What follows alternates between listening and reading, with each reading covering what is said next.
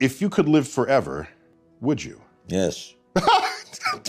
Okay, we're Don't done even with the have to interview. finish the sentence. Yes. No, okay, sure, that's an attractive idea. But the way I look at it is the knowledge that I'm going to die that creates the focus that I bring to being alive. The urgency of accomplishment, the need to express love now, not later. If we live forever, why ever even get out of bed in the morning? Because you always have tomorrow.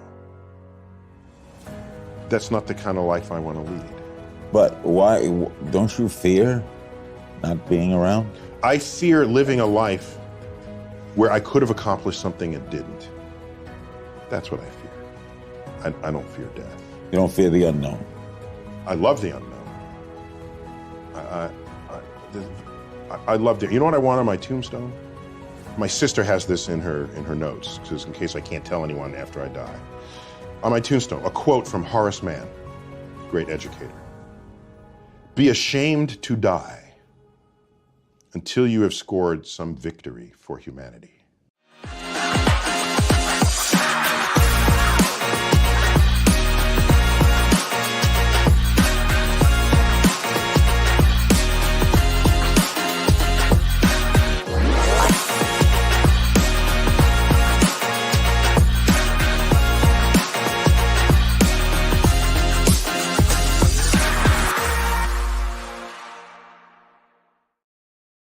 Hello and welcome here on KSB TV. You've seen it already in the thumbnail and the title. Today we are talking about crypto games, PulseGames specifically, because I have the founder of PulseGames here invited, and I want to talk about games on the blockchain that make you rich. This is the title of the video, and with no further ado, I want to bring up Kenny, the founder of PulseGames.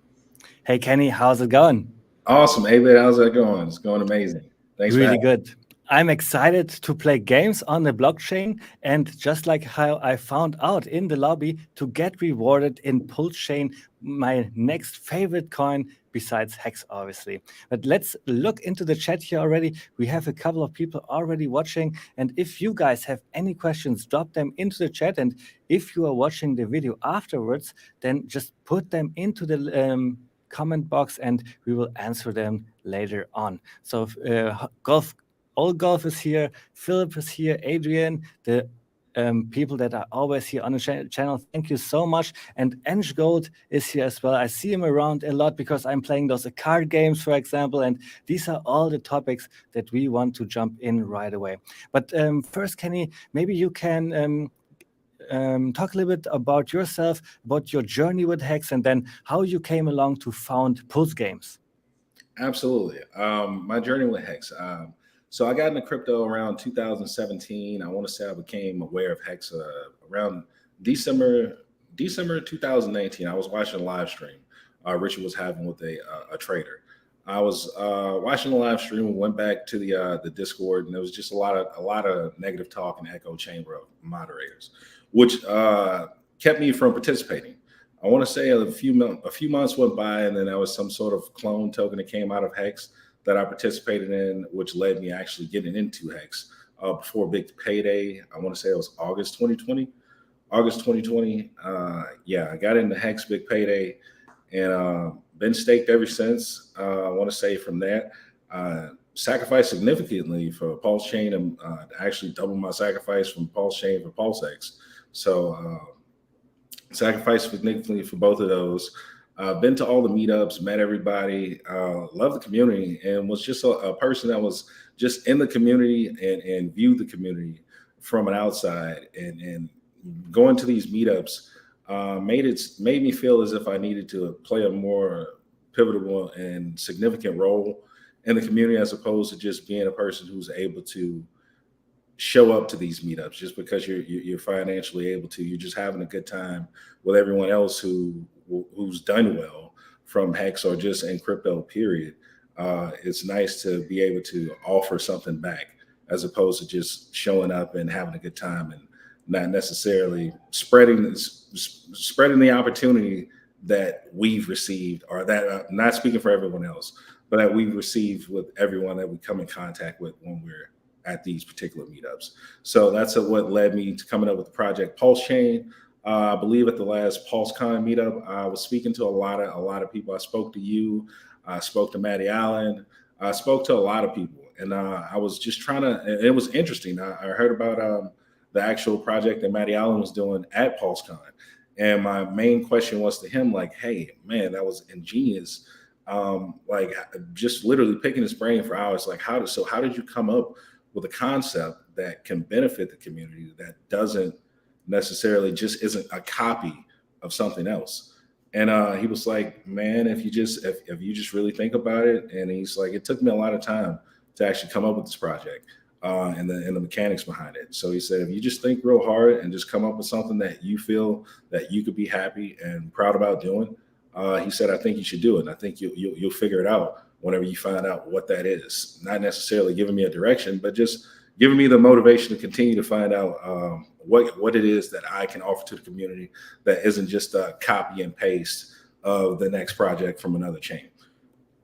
So I took that and I went home with it. And I want to say I came back to Las Vegas October 6th through the 9th to see NFTCon.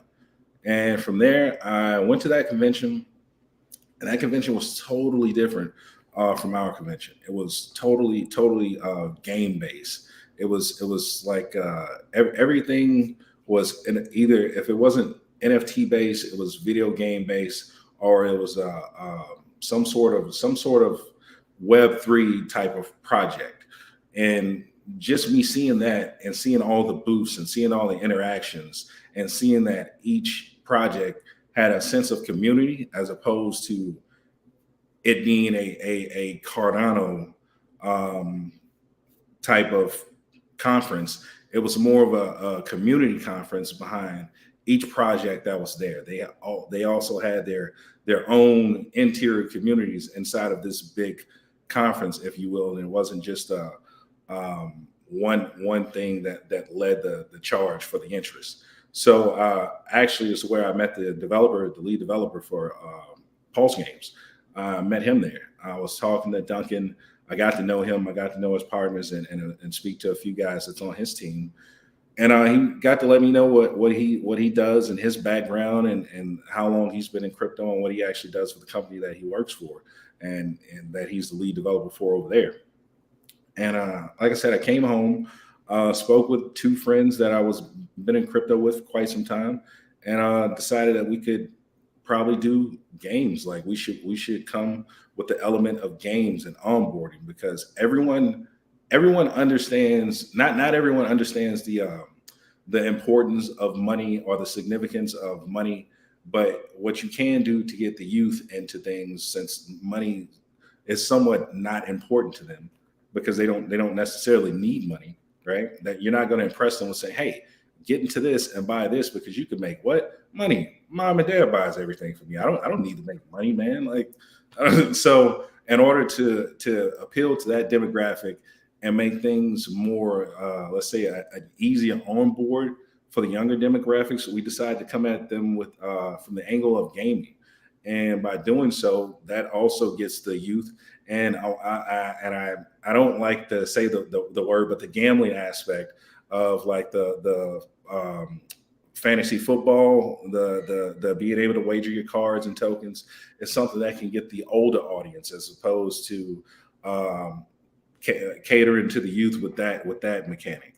But it's a game that caters to two different demographics, or spans of a wave of demographic from 15 to 50, because you got people that will play these games for free, and you have adults that will play the exact same games and wager. But it's the exact same game. It's no different, but it drives the usage and the engagement on both sides of the demographic. So that's how we came to envision the project PulseGames and decided to approach the community from a gaming standpoint, and also use games as an onboarding feature, because like I said, I've been to some of these meetups, the majority of these meetups, and contests that are held, they could be a little bit more entertaining, a little bit more interactive. And what better way to come in contact with a project that you haven't heard of that's on Pulse Chain, and then to actually be using it and see the project logo or icon in one of the Telegram games and to say, hey, what's this? What, I've never seen this before.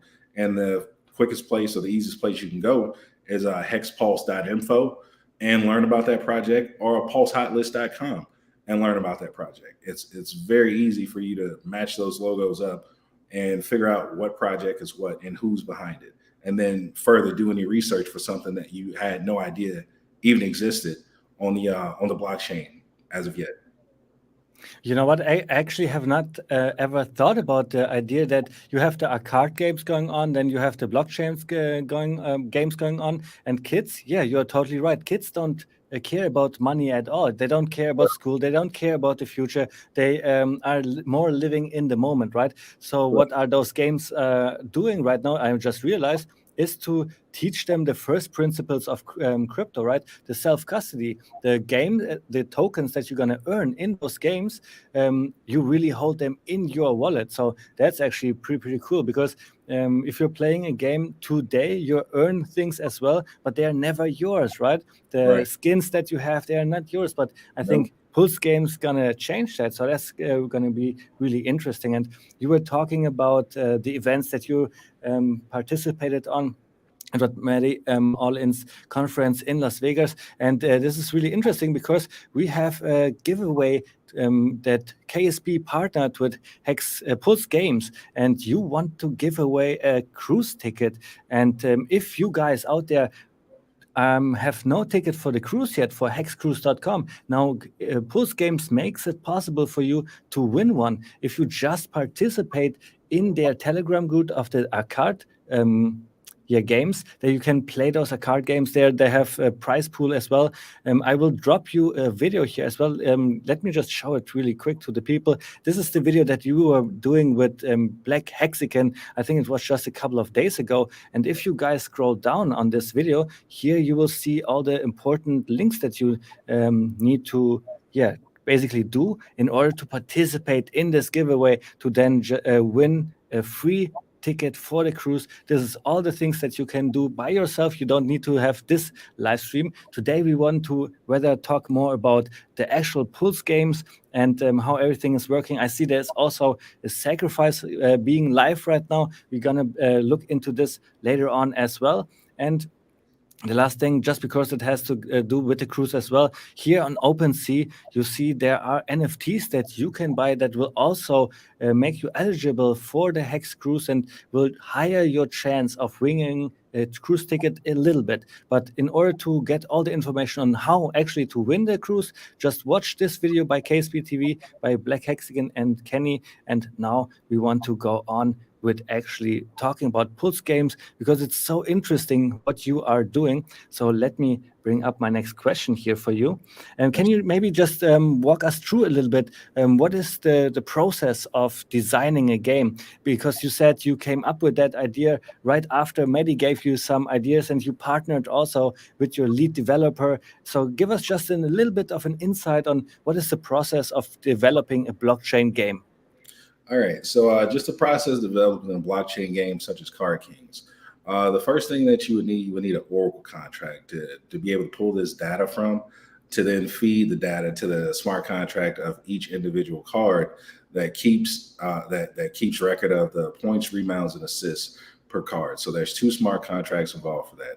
There'll be an additional smart contract that needs to be generated for the 3v3 player NFT version, to where you're going to be able to play this game and complete, or you're going to have 3 cards that you mint using Pulse Chain, because you're only going to be able to use Pulse Chain to play these games. The users of the game token that sacrifice or receive the game token will be able to stake this token, and they're going to be receiving 50% of the rewards from all the fees that are generated from playing these games in Pulse Chain actual token. The other 10% is going to the team, 20% is going to buybacks, and the other 20% is going to the prize pool for the actual games, because we're going to be holding tournaments. We're going to be holding tournaments for this game once it's complete. So there'll be prize pool for this game, much like the Telegram games. And like I said, for this game, it's simply 3 smart contracts, which would be your Oracle contract, your NFT mint contract, and then you're going to need the actual contract that you're going to need to build to have these games hosted on. So there'll be not just one game that'll be able to be played at one time. You'll be able to play multiple games as it pertains to how many other cards you have. And there'll be tournament games. There'll be daily games that finish every day.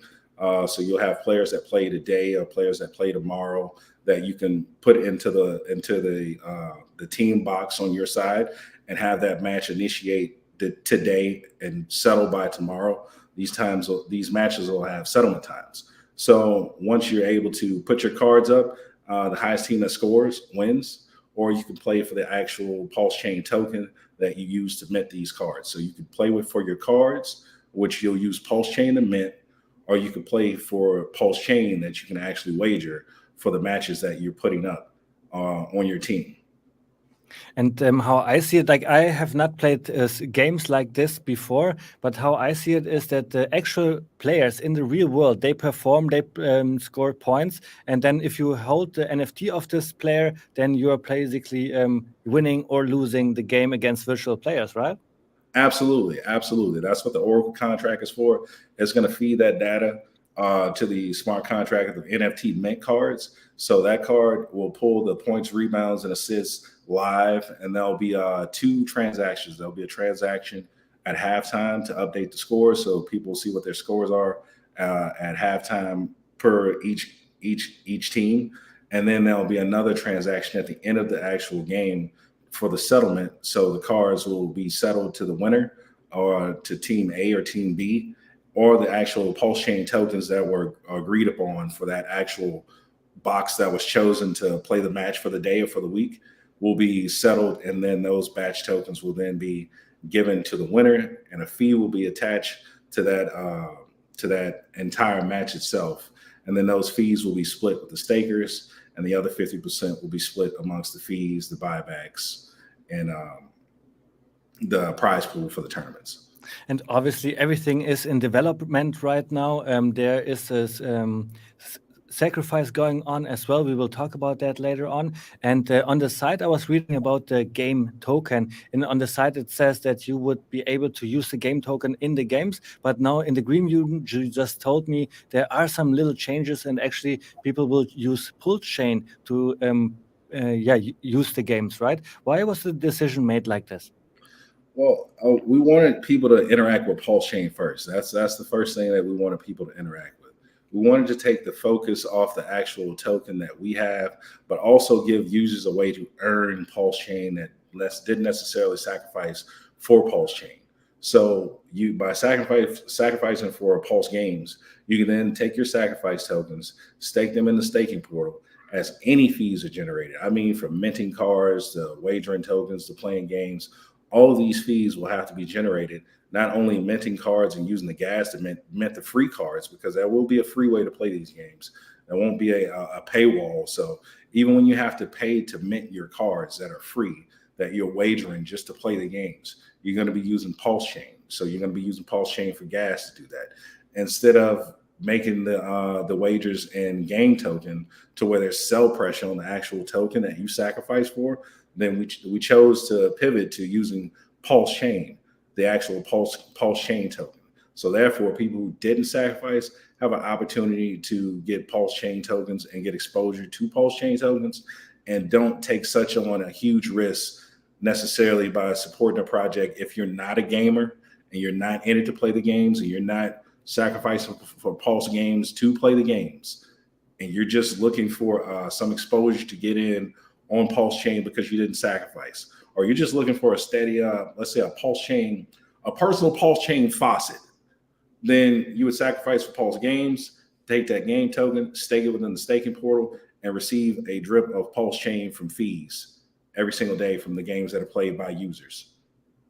And I see Duncan just dropped into the green room, so let's bring him up right away. So maybe I can ask the first question to Duncan. Duncan, how's it going? And maybe can you introduce yourself a little bit to our viewers here today? Yeah, absolutely. And I'm so sorry for being late. I got distracted with dinner here in Toronto. Yeah, I'm Duncan Brown, the blockchain engineer with Kenny on this project.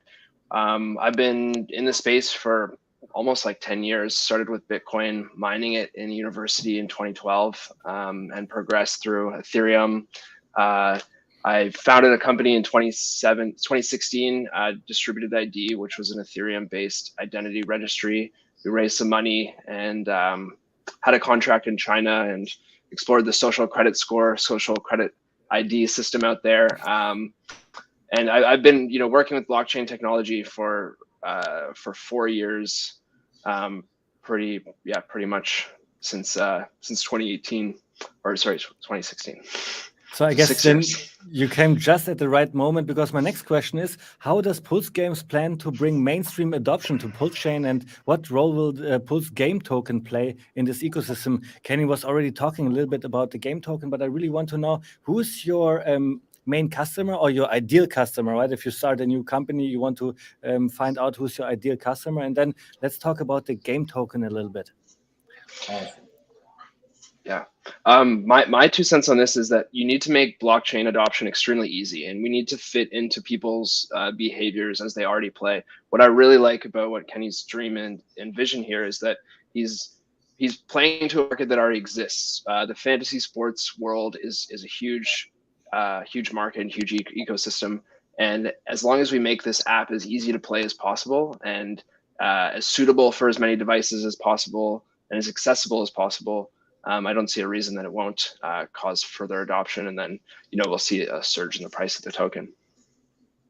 And the game token, Kenny said it's meant to be staked, and then you earn the revenue from all the fees that are occurring in the game, right? Are there some other tokenomics, so to say, that I'm missing out right now? Not at the moment. I mean, we are still in the design process of making all the contracts and stuff. So it's a bit of work in progress right now. But staking is something that we're completely set on and building out right now.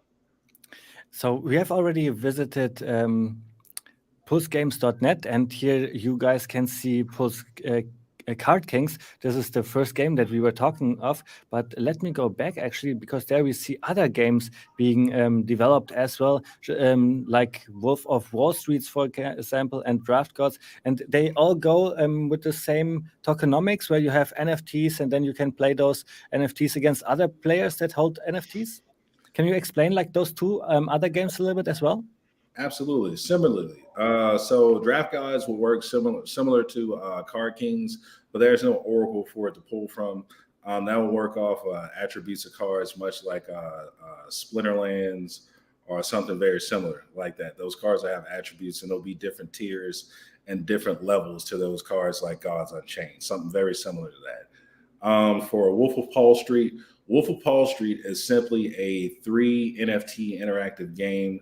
That's I want to say a game of play to earn, which still involves the PulseChain token, but a way to incorporate it is just, let's say you're, as an investor, when you first mint these characters, there's a finite amount of NFTs as it pertains to the Wolf of Wall Street. So when you mint the characters, as far as an investor, you have an investor that you mint, and that investor immediately starts earning the in-game token. So once that in-game token is being mined by the investor, you can continue to mint more investors, or you have a 10% chance to mint a Furu. Now, minting a Furu is just simply another NFT that allows you to have the ability to siphon rewards from a person who's minted an investor. So that investor accrues a certain amount of tokens every single day, and those tokens can only be withdrawn after a full day of accumulation. Now, if you choose to withdraw 100% of those tokens, then you have a 50% chance of losing 20% of your accumulated token value to a Furu. Now, not to a particular Furu, it will be that token value, that siphon. If that 50% chance is a negative occurrence, that 20% will then be spread to all of the other Furus that are actual mint and that have been minted by other players or other wallet holders. So it won't just go to one Furu in particular. From there, go on. I thought you were done. Oh, no worries. And from there, you can also take your tokens, and there will be a place where you can stake them like within the game, not like the staking portal for the game token. There'll be a staking portal within the game for the Wolf of Wall Street. That's called the bank. Now the bank will actually give you a 2% inflation upon that in-game token, but also you have to watch out because the bank can actually need a bailout, and then you could lose those tokens that are staked, and then you could start off with a 50% balance, which is just your principal, and then those stake tokens that are lost goes to the other stakers of the actual investor token, and it just turns into a cycle of a game of play to earn with a risk of not necessarily lost, because like I said, when the bank chooses to take that 50% and spread that back amongst the investor tokens that are all the investor NFTs that are already minted by the holders. If you already have an investor NFT, not only will you get a portion of, and you didn't stake in the bank NFT on that Wolf of Wall Street, you'll also receive a airdrop of those tokens. There are a lot of tokenomics here, a lot of game theory involved in here. And who came up with all of that? Kenny, was that your idea? Was that together with your team, with Duncan, that you came up with all of that? Absolutely. I came together with my team with a lot of these ideas, and I kind of expanded upon them, like with the Card Kings, by speaking with Duncan to find out what is actually possible. Because me and the team, we can come up with great ideas, but without it being an actual possibility or being a costly process and trying to just make it an actual product that's brought to market, a feasible product that can be brought to market, I confer with Duncan first.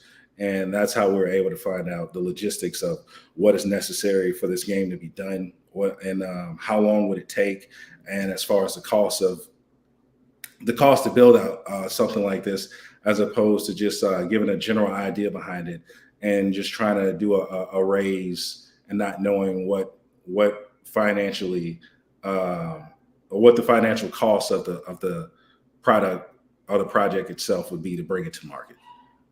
And whenever I hear about game theory, then I have to think about Crypto Kool-Aid. He is a Hexican from day one.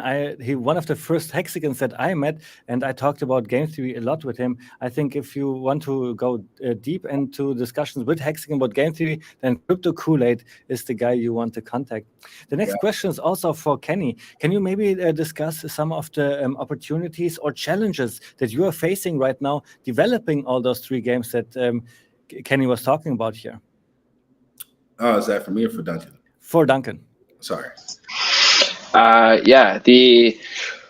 now, like Kenny spoke to the challenges of feasibility, and that's something that I think as you're building a game or any product, you can get into a bit of a feedback cycle that can distance yourself from what the customer actually desires. So I've always kind of been of the mindset where if you put something to market, you'll get real feedback, you'll get real users, and you'll get a good sense of if people enjoy it or not. So when you, I'm looking to release something as soon as possible so that we can get people playing, get people using it.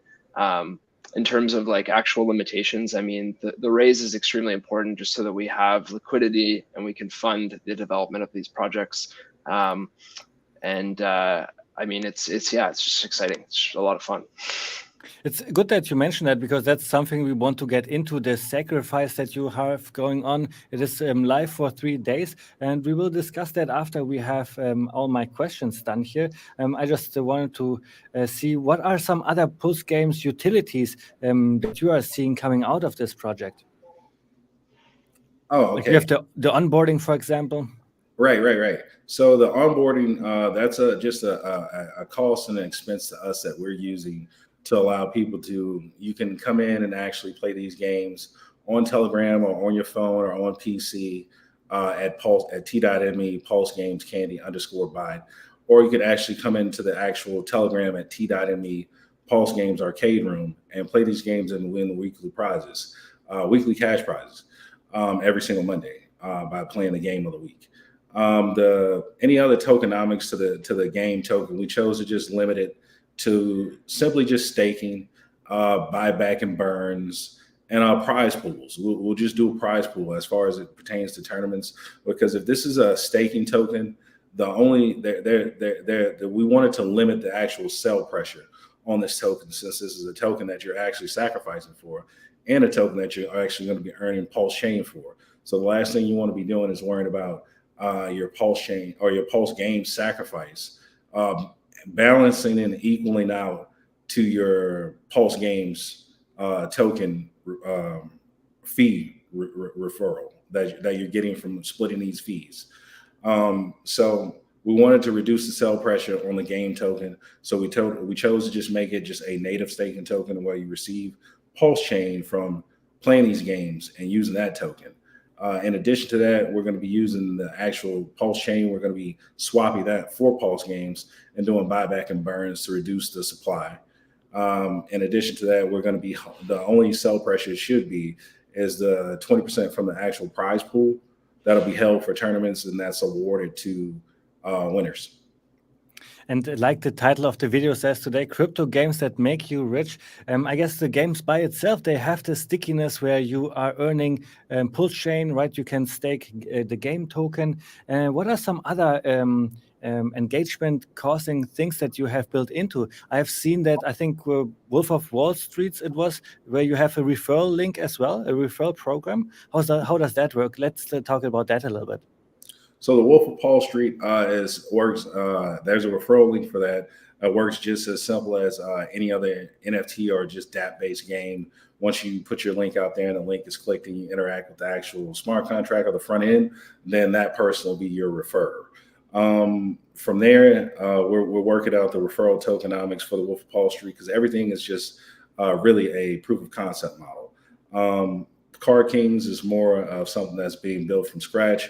Wolf of Wall Street is a contract that's being modified from an existing game, but also building upon that game with more tokenomics and rebranding that contract for a Pulse Chain based game and getting it to work how we would like it to work, and have it to have less vulnerabilities and less chance of loss of value while playing these games, and keep it something that can be constantly interactive and constantly engaging the users of Pulse Chain and new community users. As far as Draft Gods is something that's very similar, like I said, to Gods Unchained and Splinterlands, where these cards have attributes and there's different levels that you can mint, but that there's no real-time data for it to pull from, like Card Kings, which will feature different card tiers as well. You'll have rookie cards, veteran cards, all-star cards. Same thing for the Wolf of Wall Street. You won't be in control of what you mint for Wolf of Wall Street, but when you choose to mint, you have a 90% chance of receiving an investor and a 10% chance of receiving a Furu. So there's a limited number of Furus, so it's not like a lot of people will mint them. And also, when you mint the Furu, you have an opportunity to steal an investor or a Furu once another person is minting it. So that can go to any person who's actually minted a Furu and holds that Furu in their wallet, which is just a play up on characters that the Hex community has created. Furu is just simply a term for a fake guru that wants to tell you something on YouTube and get you to buy some random token. The investor is simply no different than a person that's in the community, your daily typical user or your average Hex community member, and they're just trying to mint their tokens, no different than an average Hexican using the staking contract to mint their Hex. And the Furus are just there, and they keep coming in abundance, no different than YouTube channels. And when you're minting them, they're trying to steal your investors. No different than a person who's trying to steal a person from the Hex community and bring them over to a different community and show them something different that's could potentially be harmful or potentially not as good. So those are the simple game mechanics that's behind Wolf of Wall Street. And like I said, the banking system, like the bank, just bringing that element into it to where you can stake the in-game tokens that you're making, and then having that have a risk of being removed, but it won't be removed in a malicious manner. It'll be removed and given back to the actual investors of the cards that are actually minted. But it's a play up on greed, because if you actually go into the bank and you're taking the in-game tokens that you've already minted for Wolf of Wall Street that you're earning, and you put those tokens into the bank and you start earning an inflated interest of 2% of those in-game tokens a day, well, of course, like that's not sustainable. So that comes with satisfying the position of greed and having that be removed and spread back to the other investor NFTs. So if you have investor NFTs, which you have to earn the in-game token, which you would have had to put these tokens into the bank to earn that 2%, inflated fee, then it's not like you're losing. You're simply spreading this liquidity from greed that you chose to achieve, which you can get in without losing, but you chose to take that chance, and that liquidity is then spread back amongst the investors that have actually been minted by other wallet holders. I see there's a lot of thoughts already getting into the games, and let's talk about the tokenomics a little bit here as well. The game token, everything that we are reading here is developed right now as we speak, so there are still some changes to be made. Is there something interesting that we have not talked about the game token or the airdrop here, for example?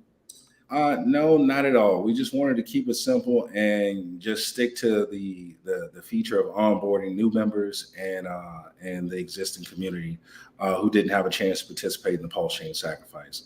We wanted to keep it simple, and we wanted to bring something that wasn't a liability to anybody who sacrificed, as opposed to buying a token and then looking at it as an onboard for Pulse Chain, and then having to suffer the I don't want to say the impermanent loss, but the loss of value from the token and the sell pressure that comes along with it, and sacrificing when that actual token is what's being earned and generated in fees, or just being earned and generated throughout the games.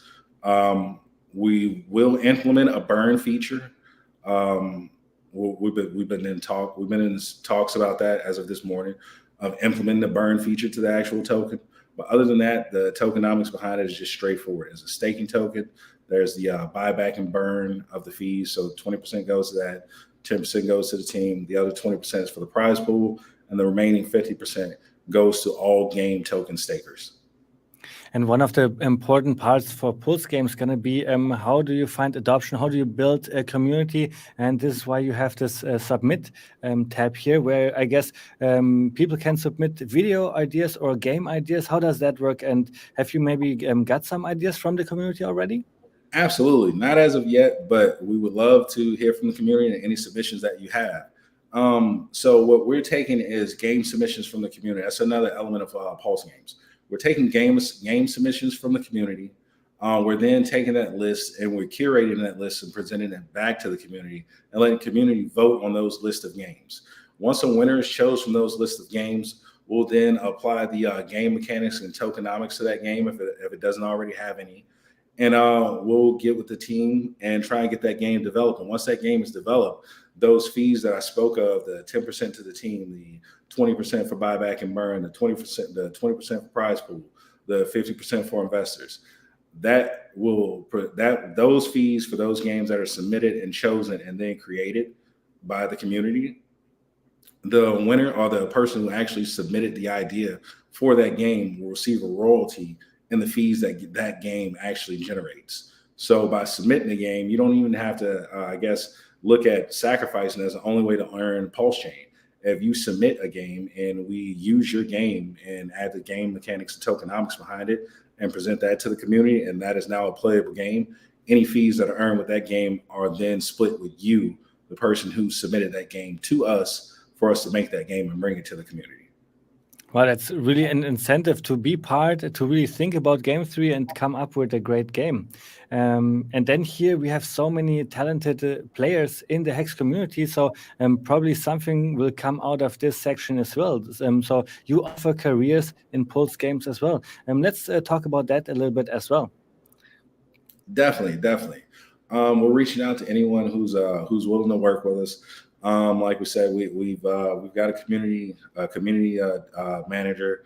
As far as game developers, we've only got one game developer currently for our Telegram HTML5 games, and Duncan has himself and a team of two other gentlemen that does all the Solidity and smart contract work. So as it pertains to testers, please come into the come into the Telegram room and play these Telegram games. We love that. Once we have a proof of concept game for our blockchain games, we love to put that up on testnet, PulseChain testnet, and get people to play that, and maybe just do public beta testing, not so much as private testing. In addition to that, if you feel like you've got something that you can offer PulseGames as a project that we're missing, please reach out and let us know. We'd love to have a conversation and see what we can add to this project, because like I said, PulseGames is a project for the community, by the community, and we're using it as a feature to onboard not only people who didn't get into the PulseChain sacrifice, but we're using to onboard people who aren't necessarily into PulseChain or haven't heard about PulseChain. So it's multiple ways that you can actually interact with the project. If you're just not into the gaming aspect, if you're just not into, let's say, the game submission aspect, you have no gaming ideas, well, sacrifice, and therefore you can just earn you some pulse. It'll be like a PulseChain faucet that you're constantly getting drip. And our job as a project is to take these games and present them to the public. No different than KSB TV goes and on their own volition and educates the community, educates the country about the opportunities that Hex and PulseChain holds, without any authoritative figure over them. They do this on their own for community onboarding. So that's why we came to the community with not just an idea, but actual projects, actual things that you can hold in hand and use now, prior to and post sacrifice. And like I said, getting any projects or any products that we have as far as blockchain games up on testnet would be our utmost priority after sacrifice. And if you want to learn more about PulseGames, here's the About section. I've not read it myself, but here are some more informations. And then, of course, there is a store here as well where you can get the latest merch of PulseGames. And now I think it is the right time to actually go here to the main page. And here we see the sacrifice is live. Let's talk a little bit about sacrificing. I mean, it's a new concept. I think it was developed by Richard Hart, right? Where it is totally different than an ICO phase, a sacrifice where you have no expectation of the work of others. But I think to develop a game, like the games we were talking about here for the last 45 minutes, that takes a lot of time, a lot of effort, and needs to be paid. So I think that's probably the reason why the sacrifice is made. Duncan, can you maybe elaborate on the sacrifice a little bit more? Yeah, sorry, my internet's being a bit slow. I'm running a Cardano node as well. Yeah, this will be my first quote unquote sacrifice or entry into the sacrifice space. But as I understand it, it's a way to separate investment and like a fintech type of investor, and then someone who's just supporting community development or game development in this case. Whereas the SEC and the regulators that be are kind of quick to snap the whip at people who are claiming returns and investment opportunities to people who are not educated or do not have access to those investment opportunities typically. So from my understanding, the sacrifice is a step away from that, like you said, with no expectation. However, Kenny and myself are fully doxed here, and we're tying our names and our reputations to this game, so you'll have a pretty good expectation that we'll be able to deliver. Yeah. And then you can read everything about the rules of the sacrifice, how it's working, what coins to send here on the page, and you have the address. And I think it's just like with the PulseChain sacrifice and all the other sacrifices that the Hexicans came in contact with. You are using your own wallet that you have the private keys of. Don't send from any centralized exchanges. This is basically the points. Otherwise, there would be no way of you guys retracing who actually sent any funds. Is that correct? Absolutely. Yep. Yeah, 100%. And then I think I mentioned that before, to produce a game like those games we were talking before takes a lot of time. And you said you have a team built around PulseGames, and all of these, takes a lot of effort and time to do so. So sacrifice, in my point, totally makes sense. Is there anything else that you want to talk about when it comes to the sacrifice details? Is there something like a volume bonus or anything like that? Absolutely. There is a volume bonus multiplier that's included in the sacrifice. That's detailed and explained as an example on that page. So the volume bonus multiplier, if you were to sacrifice a certain amount, you would receive 2.5x bonus, much like the pulse chain sacrifice. Like the first dollar would see the 2.5x of the most, and the second dollar 2.49999, and so it continues on down to the lowest denomination of sacrifice. So we have that feature going on for the sacrifice, the volume bonus multiplier, and it's just a pretty straightforward sacrifice. We're simply airdropping you the pulse points or the pulse game token for you to stake to earn pulse chain. And what the sacrifice money is used for? I mean, this is not our keys, not our cheese, but maybe you can talk about some expectations. Is that possible, or you don't want to get into that topic? I surely can elaborate on it. I can, not as much as I would like to, but it's definitely things I can say to that. So the revenue used from sacrifice will be used to develop these actual blockchain games. That's the heaviest component as it pertains to cost of development. Marketing and advertisement is something that doesn't necessarily cost much, because we can use ourselves, we can use leverage our social credit that we have with other communities to present these games and bring them to other communities. Much like I went to the CNFT conference to explore that and came in contact with other developers in other communities. We'll be using the funds to reach out and bring other communities and make them more aware of what we're doing, and then that would essentially bring them into the Pulse Chain community. Because again, you need Pulse Chain to play these games, you need Pulse Chain to mint the cards, and yes, we're Pulse Games and you need the game token, but to interact with the actual tokens or to interact with the actual project, the only way to not interact with Pulse Chain at all, which you would have to, because you would need to come on Pulse Chain and then go to PulseX and then buy the game token and then stake the game token if you haven't sacrificed. So by being Pulse Games, we're putting ourselves out there to other communities and making them aware of what we're doing.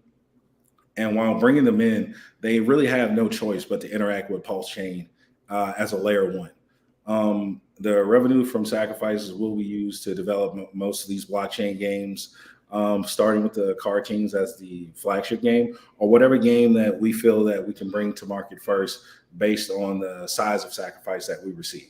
So marketing, buyback and burns. I'm just trying to think of anything that I could say that's how we test compliant.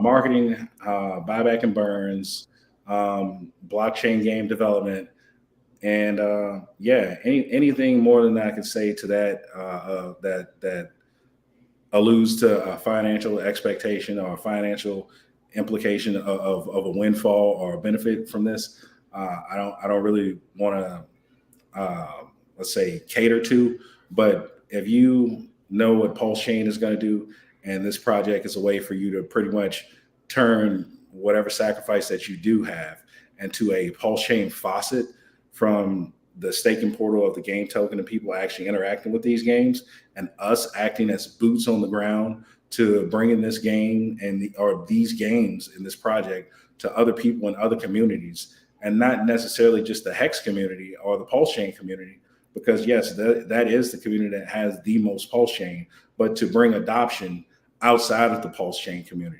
that would be our job. That is the purpose of these games. These games are to entice and interact with other communities that aren't necessarily in the Hex bubble that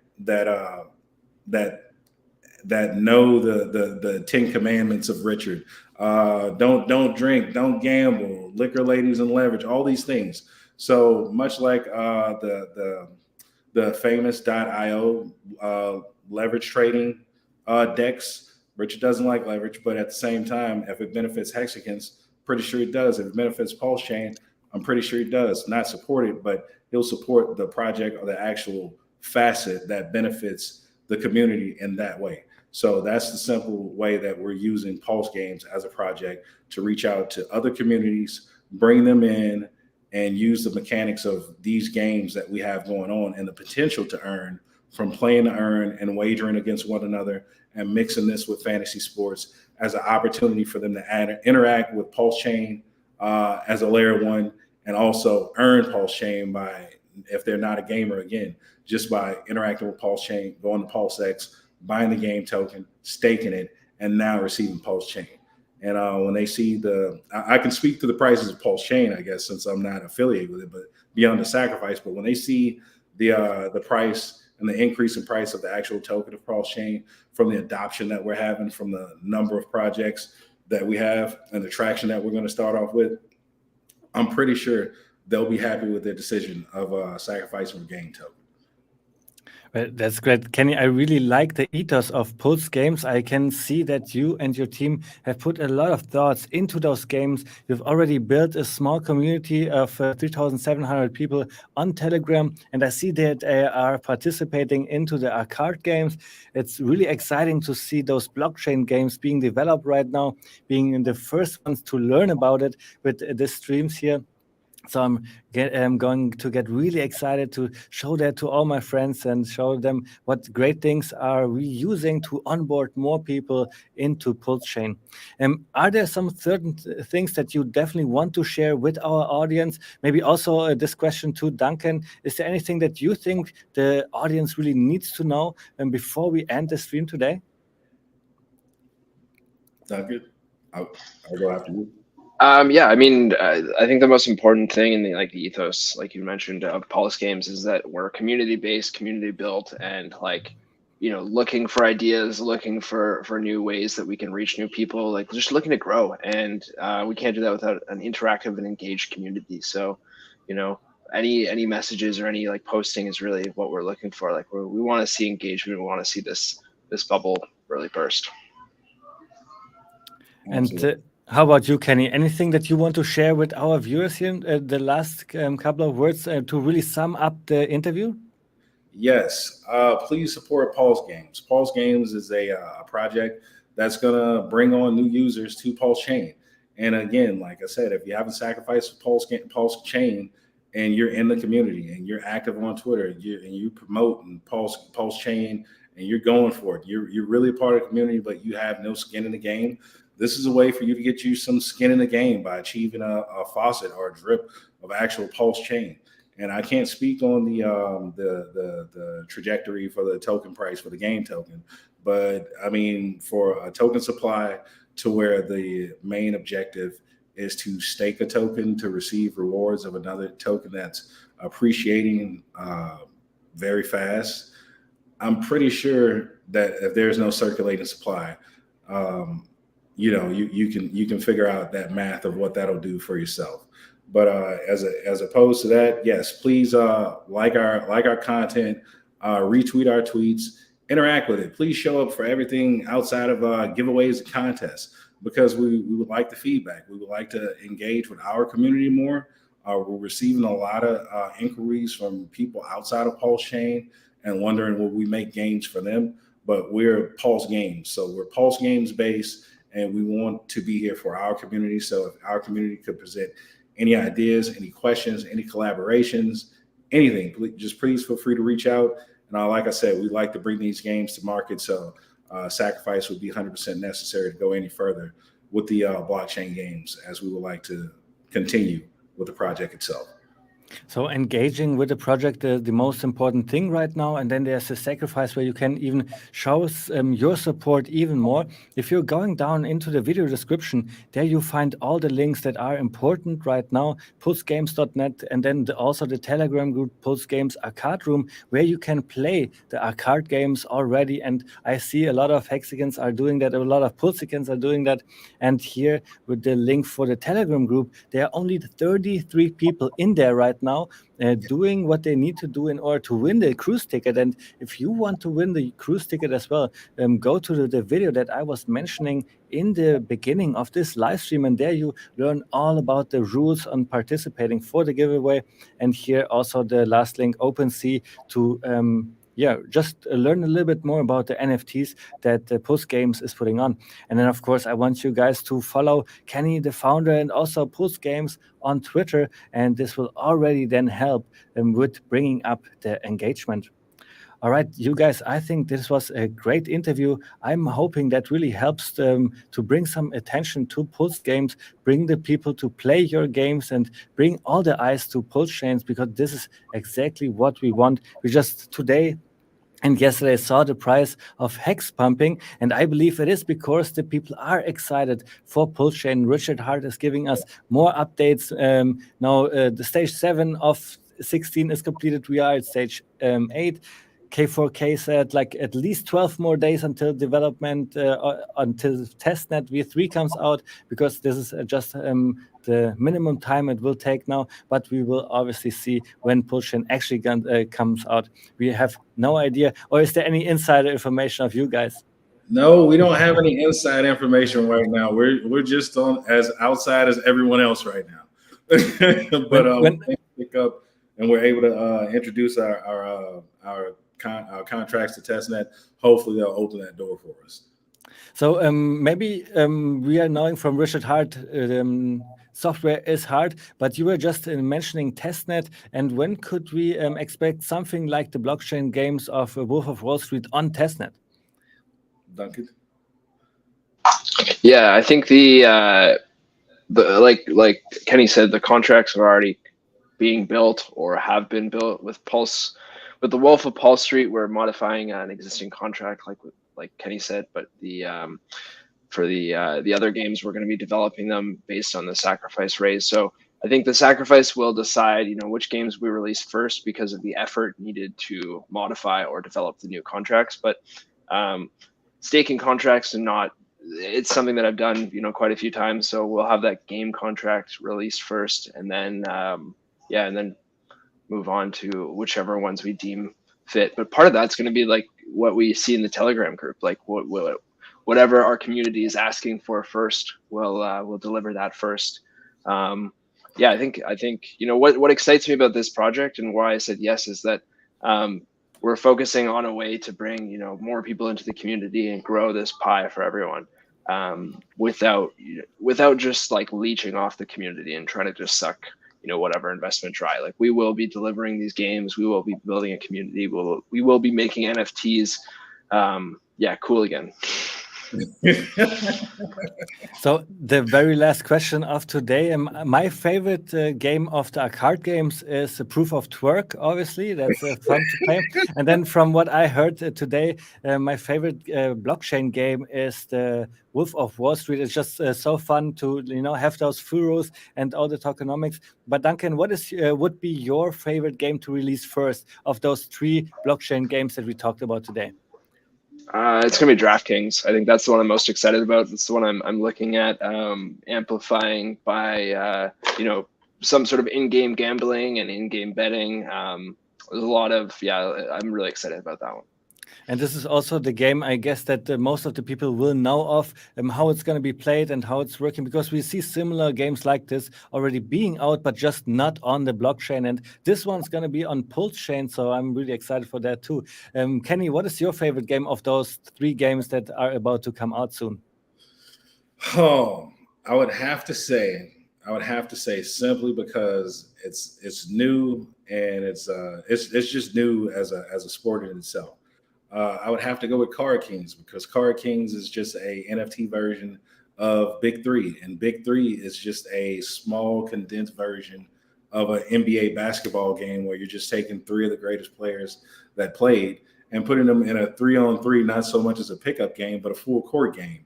And this just allows the game to have a quick finish, less liabilities as far as players or cards that you're picking, and like I said, a quick settlement, whether that's the finish for the day and you win the cards, or you finish for the day and you win the actual tokens. But Wolf of Paul Street, it's a close running with Wolf of Paul Street because I had an actual opportunity to interact with that contract at one point when it was another game.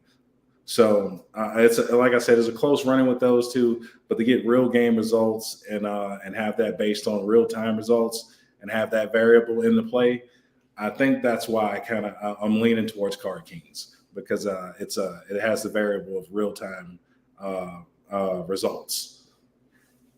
Duncan and Kenny, thank you so much for being here today and explaining everything around PulseGames, about the sacrifice. Thanks for everything you are doing to bring more attention to PulseChain. Thank you guys for everybody who's been here in the chat. Don't forget to like and subscribe. Check out the video description and check out pulsegames.net to learn more about this fun games on the blockchains, crypto games that make you rich. So I will now play the outro. Give us some feedback on all those games on the video today. Learn about the Hex Cruise and also give me some feedback on the outro. I like it a lot. See you guys very, very soon. If you could live forever, would you? Yes. Okay, we're Don't done even with the have to interview. finish the sentence. Yes.